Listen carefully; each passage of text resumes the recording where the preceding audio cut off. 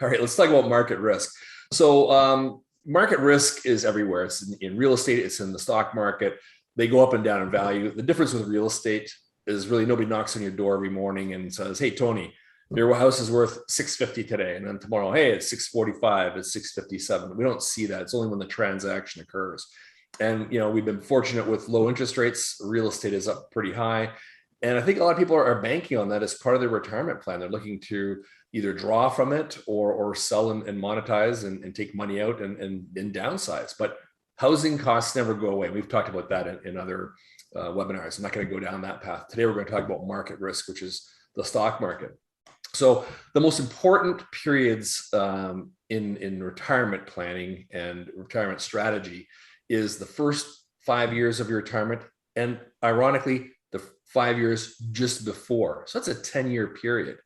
So I just went back for interest's sake. I said, okay, you know what? The last big crisis, aside from the COVID hiccup we've had here, was the financial crisis of 08, 09. Someone planning to retire in 2005 saying, you know what? I'm looking at retiring in about 4 or 5 years. Things are looking good. Well, that 5-year return from 2005 to 2009, the average was 7.85%. As Tony said, averages aren't what they really are. They hide bad numbers. The actual return for that period was 5.4%. So in other words, there were some ups and some downs in there. The average was 7.85, but the actual return was 5.4. So on 500,000 invested, on the average, if your plan worked on an average rate of return, it was 730,000 roughly. That would be your nest egg after the 5 years. But on the actual 500K was only worth 635. That's about 15% less. Now, if we apply what we call the 4% rule that everybody likes to use on retirement income from your investment accounts, that's 25,000 versus 29,000 based on the average. That's 4,000 a year, Tony. Like that adds up. You can do a lot with 4,000. Yeah, definitely. It definitely will make a big dent, and that's only saying that that's actually what you're getting, and that's not even talking about fees, because those actual returns and those average returns are not impacted by fees. So fees will cut into that even more. So you can see even more of a dramatic drop in that. Absolutely. And that's a good point. Okay, now before I step into the next part of this market risk, I'm just going to check with James and see if we have any questions. James, do we have any questions in the chat at the moment? Hey, Ray. Yes, we do have a question from Phil. I was told that over the long term, the account will come back and there is no need to worry. Okay. I think I see where Phil's going with this. Our industry is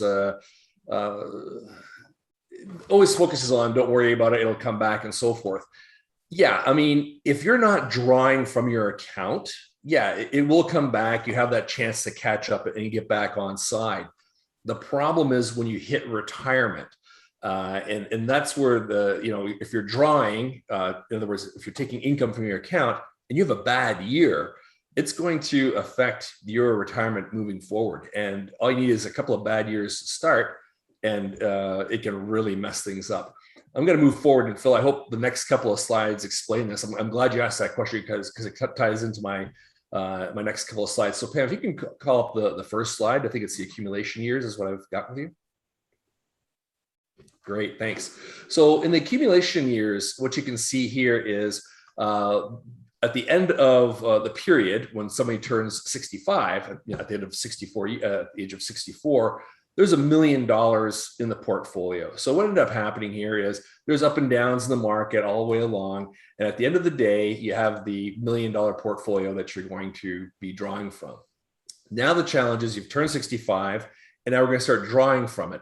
So Pam, if you can throw up the 65, the next slide for me. It's the distribution years and when people start drawing money from it. Great. So I'm just going to make this a little bigger on my side so I can see it and read it for you. Okay, sorry. So basically in the distribution years, what you're seeing is money coming out, $40,000 a year in the top right-hand corner.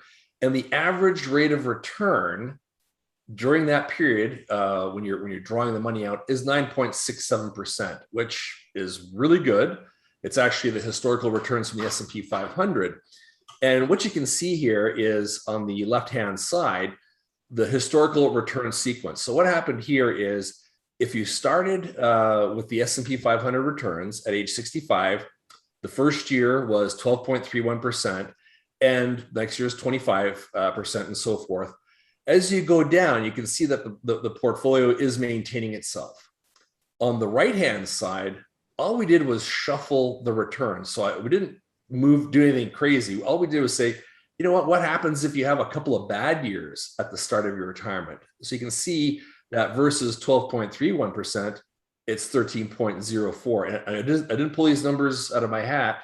It's really just the S&P 500 returns, and we shuffled them by +9, which means the 9 years.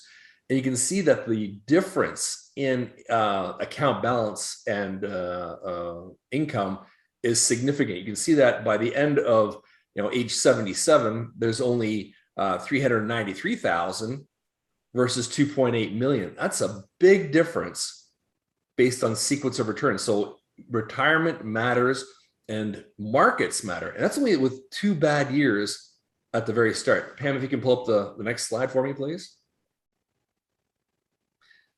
So what we're going to see here is what happens as you approach 90 and so forth. So you can see here that as the person is approaching age 85, there's only $72,000 left in the account versus, 8 million.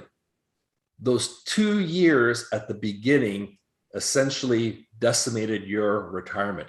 You have to have a strategy for this. And then by age 87, you're basically done. So 88, nothing left in the account. When will panic set in? I imagine we're not going to go back to the previous slide, but it's probably when you're at, in your mid 70s, and you see you only have, half or a third of what you started with. You had $1 million. Now you're down to 400,000. And the numbers here just show it's really tough. So we talk about this. It's called sequence of returns. It's not meant to be scary, but it can be, because this is what can happen. You have 2 bad years at the beginning, and it can throw off your retirement for basically the duration of your life. So it's called sequence of returns, and it's the order in which you get your returns in the portfolio. You can't control it. You can plan for it, but you need a strategy. And when those markets drop, it's tough to make the money back. There's nothing coming in. You're not working anymore. So, Tony, did you want to add anything on that part? Yeah, it definitely is scary, and there's different, and people will be worried and not worried. I don't want people running out and being overly worried. There's always a strategy. Yes. There's always a strategy heading into retirement, whether you're young starting or whether you're hitting retirement or just in retirement. There are strategies that can help mitigate some of this up and down. And there's some unique strategies that a lot of people don't think outside of the box. They just think the traditional, what the financial institutions say. And it's funny, because I don't know of anybody that's gone into a financial institution. They say, "Oh, don't worry, you don't have to put more money away. You're fine. You're fine on your trajectory to your retirement," which is kind of funny, because knowing that the financial institutions are basically making money off of your money, so they're always going to encourage you to put more money in. And when you look at this, they're not talking about this.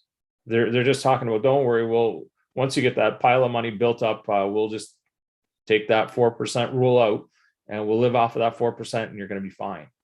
Yeah, and I think the one thing to point out here, again, is if you look at that top right-hand corner, that's the average rate of return of 9.67. I think it's going to be hard pressed to get that moving forward. I could be wrong. I don't know. I don't have a crystal ball, but these are just historical returns from the S&P 500, and you're drawing 4% against it. So the first 2 years can really tear up your life down the road.